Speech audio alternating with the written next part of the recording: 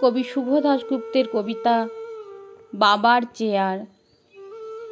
আমাদের পুরনো বাড়িতে একটা সেগুন কাঠের চেয়ার ছিল, বেশ লম্বা হাতলওয়ালা।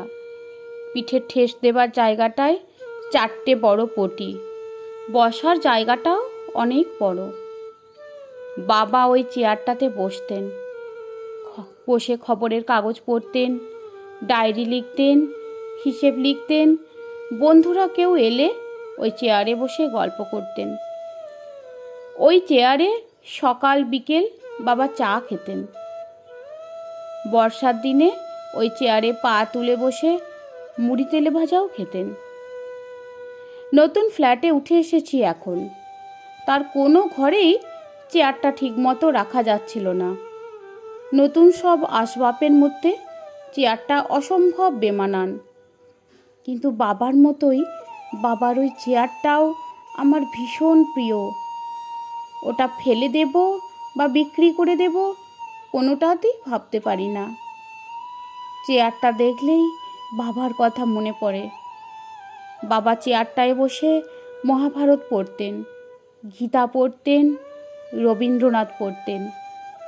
চেয়ারটার গায়ে হাত রাখলেই আমার এখনও মহাভারত, গীতা, রবীন্দ্রনাথ কানের মধ্যে বেজে ওঠে। তবু সেই চেয়ারটাকে রাখতে পারলাম না।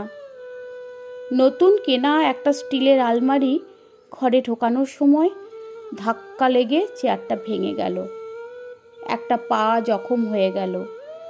তারপর থেকে ফ্ল্যাট বাড়ির ছাদে জলের ট্যাঙ্কের পাশে এক কোণায় চেয়ারটা পড়ে আছে, বৃষ্টিতে ভিজছে, রোদে পুড়ছে। তবু ছাদে গিয়ে সেই চেয়ারটার দিকে চোখ পড়লে বাবার কথা ভীষণ মনে পড়ে।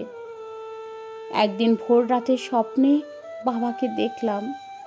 বাবা বললেন, খোকন, আমার আলমারিতে ছিল মহাভারত, ছিল গীতা, রামায়ণ, রবীন্দ্রনাথ। তোর আলমারিতে শেয়ারের কাগজ, ব্যাংকের পাসবই আর স্কচের বোতল। আমার খাতাপত্রে আমি লিখতাম গান, কবিতা, লিখে রাখতুম সুভাষ বোসের বক্তৃতার সারাংশ। তুই তোর নোটবুকে, ডায়েরিতে কেবল টাকার হিসেব রাখিস। খোকন, আমার চেয়ারটাতে বসে অলস মধ্যাহ্নে আমি ভাবতাম মাস্টারদার কথা, ঋষি অরবিন্দের কথা, শ্রীরামকৃষ্ণের কথা। আর ওই চেয়ারে বসে তুই এখন গল্প করিস নোংরা রাজনীতির। না খোকন, ও চেয়ার তুই ছুঁস না। হ্যাঁ খোকন, তুই ও চেয়ারের যোগ্য নয়। ঘুম যখন আচমকা ভেঙে গেল, দৌড়ে ছাদে গেলাম।